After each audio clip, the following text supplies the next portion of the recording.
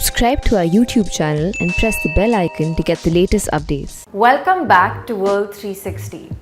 This is now our 4th episode, and if you've been watching, we recently did an explainer on the growing terrorism in Africa, specifically Somalia.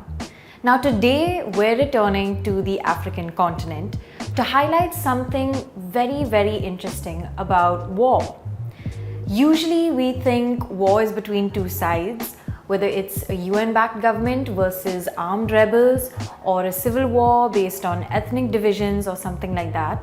But what's rarely talked about is the presence of foreign fighters in these situations. And that's exactly what we're going to touch upon today. We're going to look at Mali, which is located all the way in West Africa. And like many African countries, it's also been facing the threat of terrorism. Now, Mali used to be a close ally of India. In fact, it was part of the non-aligned movement. But in recent years, the country has been facing a massive political and security crisis that has been brought on by Islamist militants. Some of these militant groups are linked to Al-Qaeda and even the Islamic State group. But it's not just Mali. Several other countries in the west and north of Africa are also facing this threat of terrorism.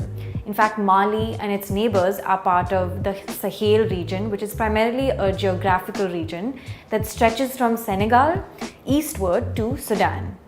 In 2014, Mali and other countries in this belt like Burkina Faso, Mauritania and Chad, even Niger, they came together and they formed an anti-jihadist alliance. And this alliance is called the G5 Sahel. So Mali is a former French colony. And when Islamist militants took over the country in 2013, it was actually French troops that stepped in. And here's what we have to remember. After President Emmanuel Macron, the French president, and Mali's military government got into a war of words recently, Mali has started discussions with a very controversial Russian private military company called the Wagner Group. That's actually going to be the meat of our episode today. What is the Wagner Group and what are its links with Russia? And also, what does it have to do with being present in these war-torn countries? So the Wagner Group is a Russian private military company which may appear to be a conventional business company, but it's not. An American think tank, CSIS, shows that this is seemingly a private company, but it's deeply intertwined with the Russian state, the Russian military, and the Russian intelligence community. The Wagner Group has been around since 2013, and it's believed to be just one of many private military companies used by the Russian government. And the thing with such, groups which are foreign fighters is that they're more flexible and they're cheaper than the regular military. They're also efficient because you can send in a small number of fighters for a targeted mission. So CSIS is quite upfront about why Russia uses such foreign fighters. In fact, it states Russia perceives them, as in private military companies like Wagner, mainly as political military tools of state influence, which can be employed under the cover of plausible deniability. The UN has also made claims against the Wagner Group. It's accused it of some major crimes like civilian killings, gang rape, and torture. In fact, in May this year, a report by a UK newspaper called The Times was titled, "Putin's hired guns shot and raped civilians in Central African Civil War." So now we can see Putin has also been brought into the spotlight in light of the Wagner Group. But meanwhile, Russia denies any links to Wagner. So where all is this Russian shadowy military group operating? The Wagner Group has a presence in Libya, which is now currently facing a major civil war. And it's also been involved in regions including Syria, Mozambique, Sudan, and the Central African Republic. Also Mali and the other countries we just spoke about, which was part of the Sahel region.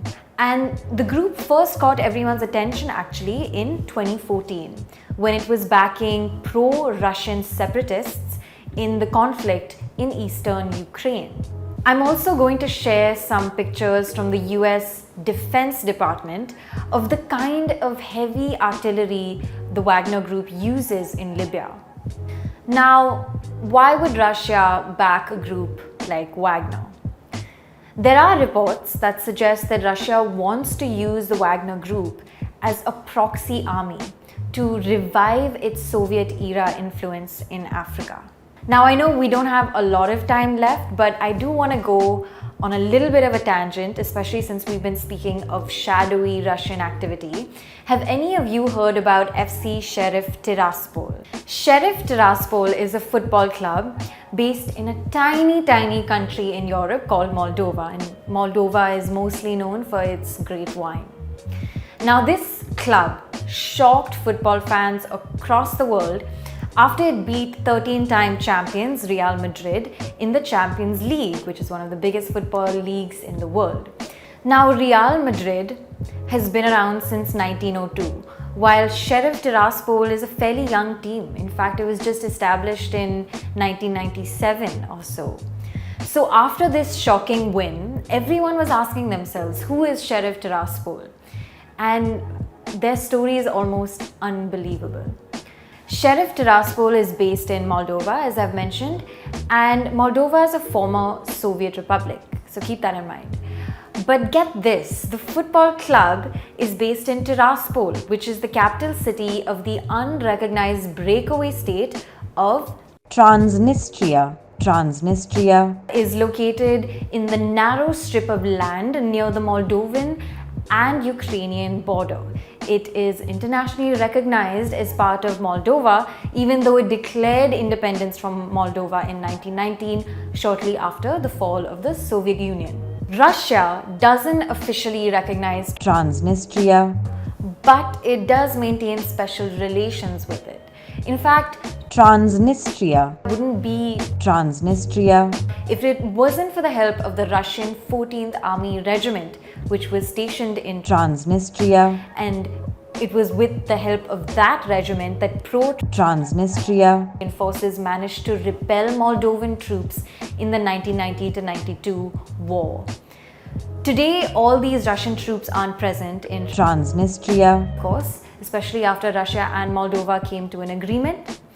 But there is one operational group of Russian troops stationed in Transnistria, and they are tasked with protecting local military warehouses and helping with the peacekeeping operations. Now, Sheriff Tiraspol is owned by a business magnate called Viktor Gushin, who is allegedly an ex-KGB officer. Now, Viktor Gushin owns a conglomerate called Sheriff, after which the football club is named.